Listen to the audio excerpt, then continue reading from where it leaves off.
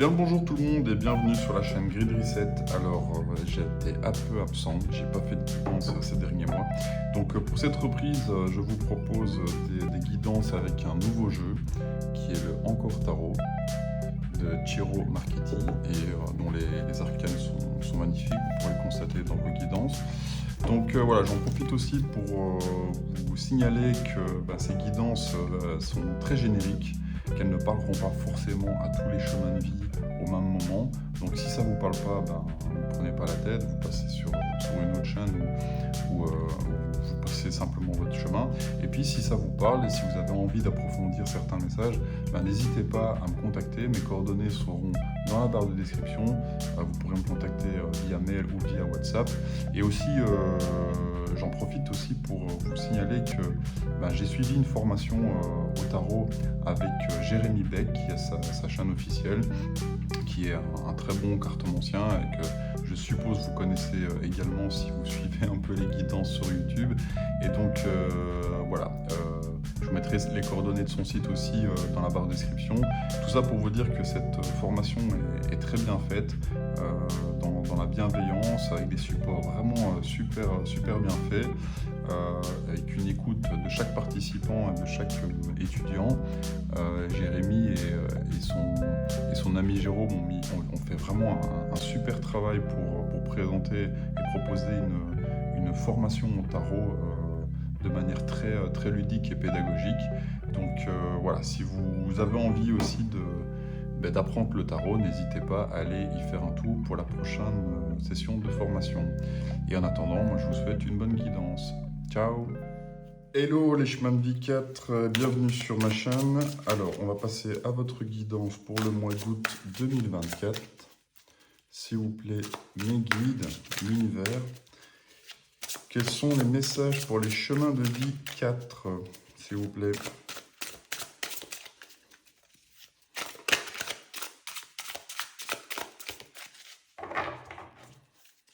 Chemin de vie 4, août 2024, s'il te plaît, l'univers, s'il vous plaît, mes guides.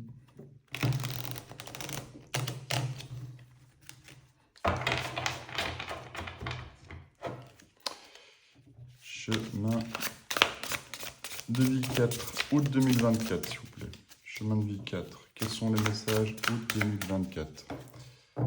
Allez, on va aller voir à la coupe. Alors, 6 de denier. Quelque chose de charitable, d'équilibré. On donne sans avoir l'intention spécialement de recevoir. On donne de son temps, on se donne de son argent, de ses ressources. Roi de bâton, on est un leader, on se positionne, on a un aspect charismatique, alors que ce soit une femme ou un homme, mais on dégage cet aspect chaleureux, cet aspect ambitieux, vraiment le charisme, le fait d'être aussi attirant, de rayonner, d'être flamboyant. Allez, on va aller voir ce que le message complet a à vous dire.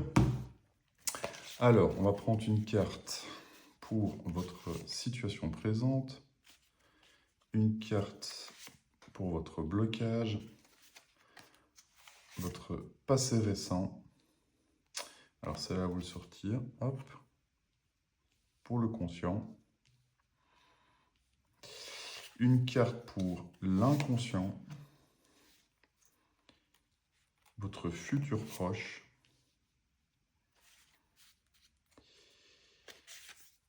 Crainte ou espoir. Énergie extérieure.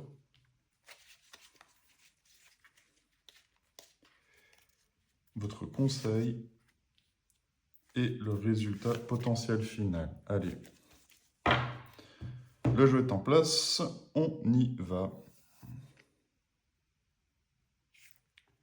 Alors, votre état d'esprit, le mât, le fou, le rêveur, celui qui s'en va avec son baluchon, qui démarre ou qui termine un cycle, c'est l'arcane 0, donc moi je ne la positionne pas en début ou en fin, je pense qu'on est chacun en train d'incarner cette image-là. du fou, où on se laisse un peu guider par les événements. Donc peut-être que dans votre vie, malgré que vous soyez un chemin de vie 4, où vous aimez bien la rigueur, la stabilité, l'organisation, bah, il y a quand même des aspects de votre vie où vous avez peut-être envie de vous laisser aller, de lâcher prise, d'aller avec le flux des événements. Donc, vous me direz si ça vous parle. Le mât, il invite au voyage, à partir, à explorer, à expérimenter, à se laisser guider, quoi. L'univers, c'est savoir la foi, c'est la confiance que le processus est en route et qu'il vous mènera vers les aventures que vous avez besoin de vivre. Alors, qu'est-ce qui pourrait vous bloquer? L'amoureux. Ah, peut-être que vous avez un choix à faire. Peut-être que c'est un choix euh, pas forcément sentimental, mais un choix de cœur. Donc, qu'est-ce que votre envie, votre moi supérieur, ce que ouais, votre vous, votre être vraiment profond a envie d'expérimenter. Et donc, vous êtes peut-être confronté à ce choix que le fou a dans sa vie, que le mât, le rêveur, est confronté et il doit choisir avec son cœur, pas forcément avec sa raison. Et donc, peut-être que ça vous bloque un peu avec ces amoureux. Choisir, c'est renoncer. Alors, déjà, on démarre fort avec deux belles arcanes majeures où vous voulez lâcher prise, mais en même temps, ben, vous allez devoir renoncer peut-être à une certaine stabilité, à une certaine forme de confort, de connu en tout cas, de zone de connu. Qu'est-ce qui était dans votre passé récent? Dans votre passé récent, on a un 5 de bâton. Donc peut-être que vous avez été confronté à une certaine désorganisation, à un certain conflit. Euh, Potentiellement, vous avez vécu des moments où vous n'y étiez pas forcément d'accord, ou en tout cas la motivation, euh, le feu intérieur qui vous animait n'était pas spécialement aligné, n'était pas en fréquence, en énergie harmonieuse avec votre entourage, que ce soit professionnel, amical, social, familial, sentimental.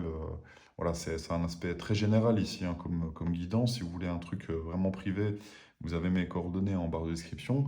Mais en tout cas, ici, ça parle d'être un peu en désaccord. C'est un peu déstructuré, un peu désorganisé sur un projet que vous avez peut-être mis en place ou dans lequel vous y étiez avec des personnes proches, quoi, que ce soit collègues ou amis. Et donc voilà, il y a un peu des frictions, il y a des choses qui se passent pas comme vous voulez. En tout cas, tout le monde n'est pas d'accord, quoi.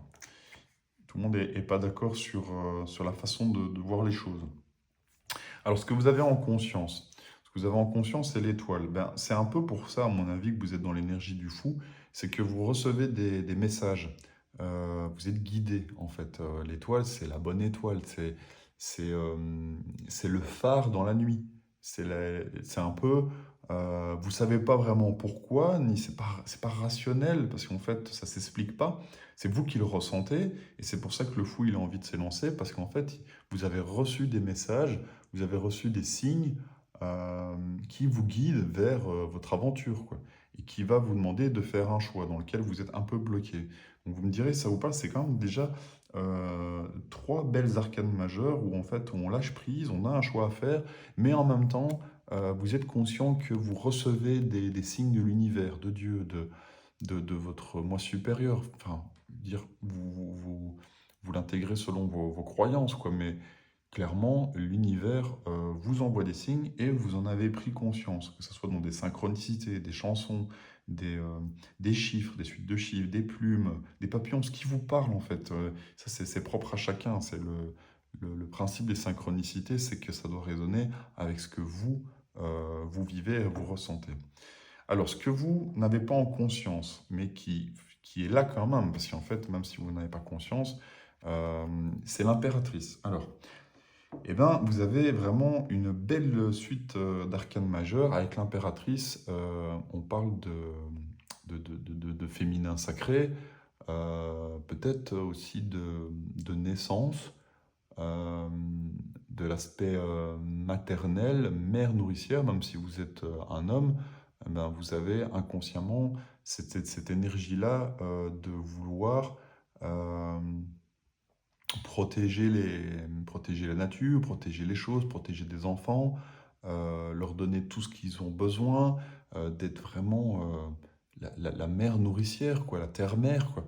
Et donc ça, vous n'en avez pas spécialement conscience, mais c'est peut-être aussi ce que le mât va venir explorer. Peut-être que si vous êtes une femme, ça peut annoncer aussi une naissance. Ou même si vous êtes un homme, hein, je veux dire, vous pourriez avoir envie d'être papa sans forcément en avoir conscience. Mais du coup, c'est cette aventure qui va vous lancer. Alors peut-être que c'était parfois un peu conflictuel avec d'autres relations ou dans la famille, c'est pas forcément bien vu. Mais peut-être que ce choix à faire, c'est justement ben, de se dire, est-ce qu'on va être parent? Est-ce que je vais être parent? Est-ce que je vais être papa ou être maman, quoi? Alors, vous voir si ça vous parlera et ce que la suite des cartes vont dire. Alors, en futur, on a le roi de bâton. Là, on prend son leadership à deux mains, son aspect magnétique, son aspect charismatique. Euh, on a envie que les choses se passent, de mettre vraiment toute l'énergie dans ce projet. Si c'était un projet familial, ben, c'est de se dire, voilà, je vais tout concevoir, je vais tout mettre en place pour accueillir cet enfant, par exemple, si ça parle de ça.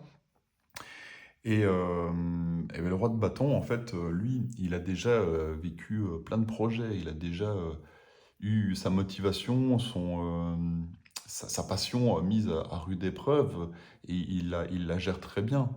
Euh, Ça peut parler vraiment de leadership, de prendre les choses en main aussi, et d'être perçu comme quelqu'un qui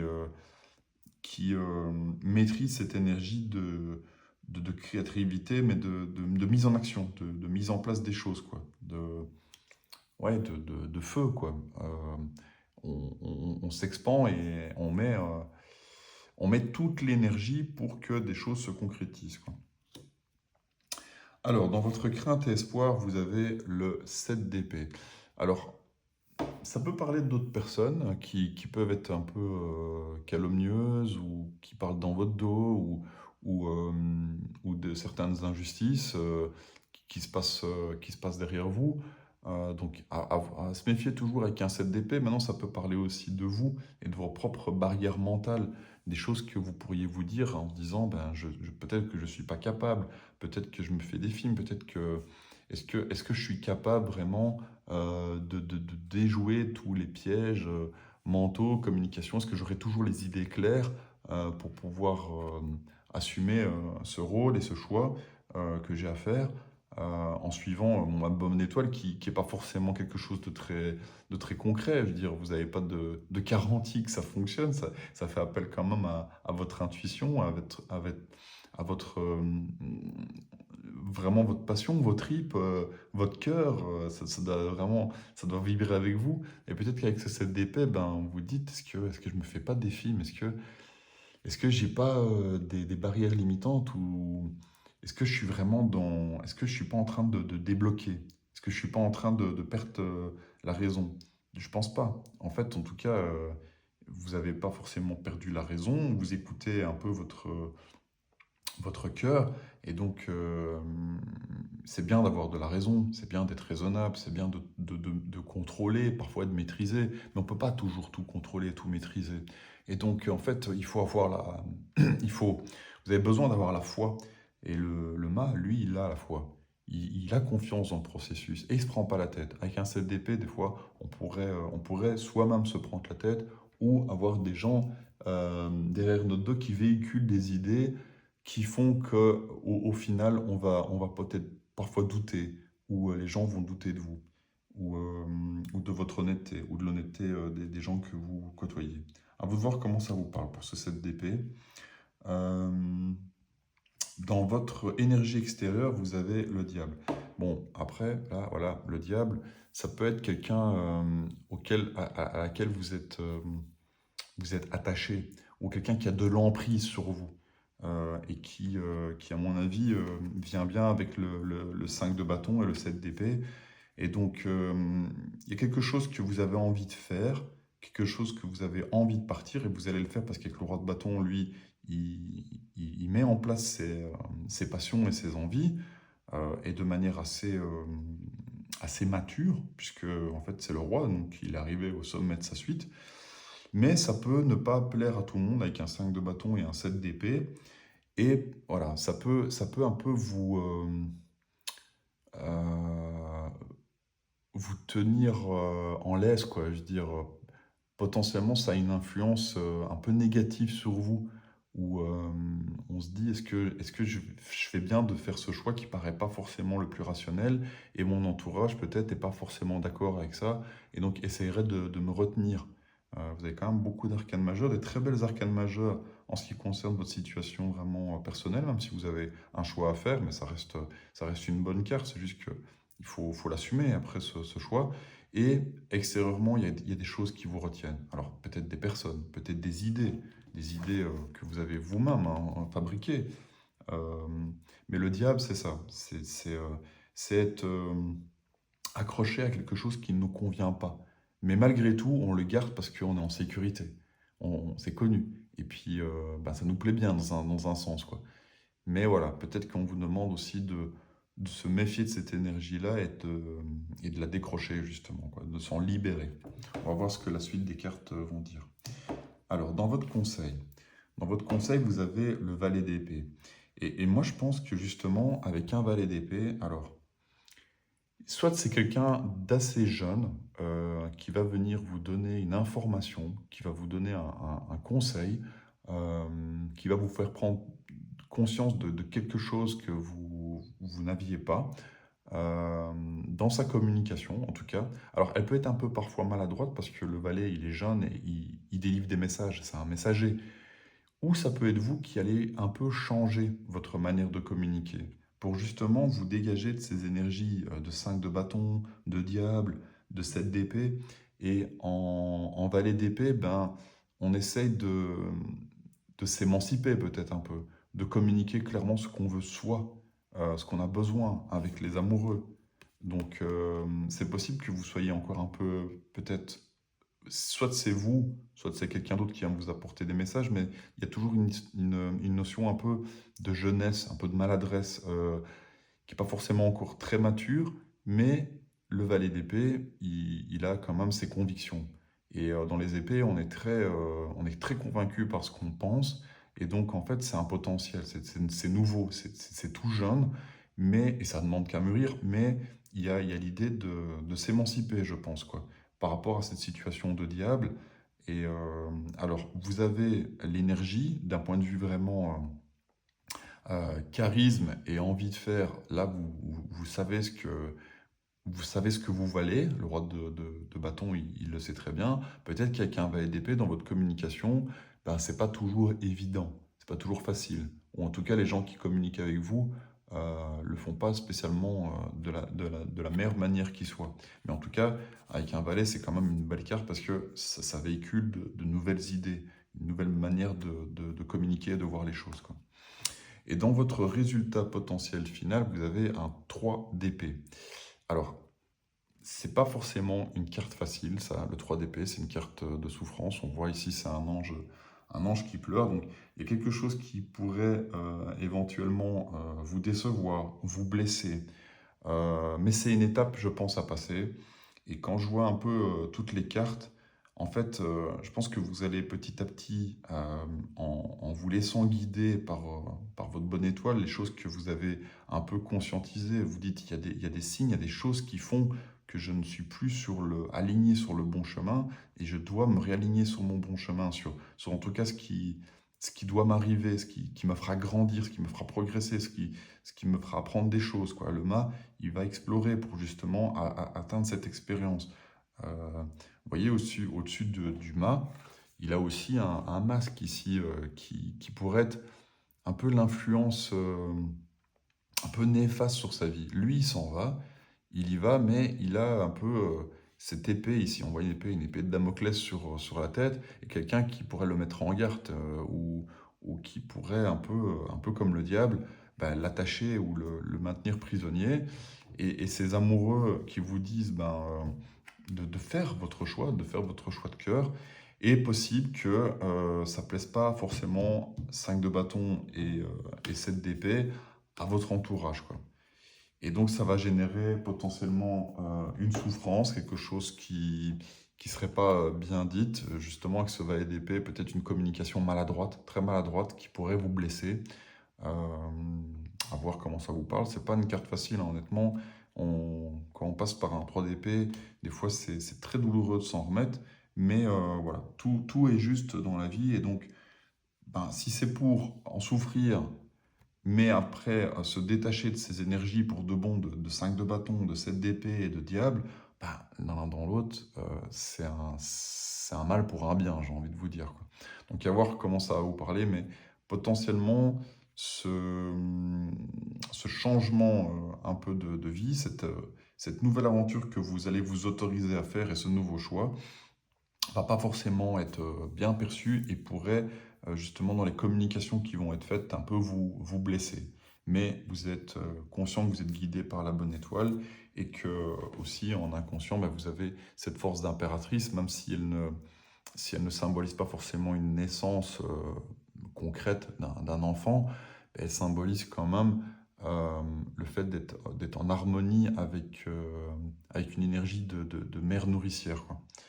Donc voilà, c'est quand même des belles cartes, mais qui vont peut-être vous demander de se détacher de quelque chose qui ne vous convient plus, qui vous emprisonne, et ça ne sera pas forcément facile ni agréable. Mais donc voilà.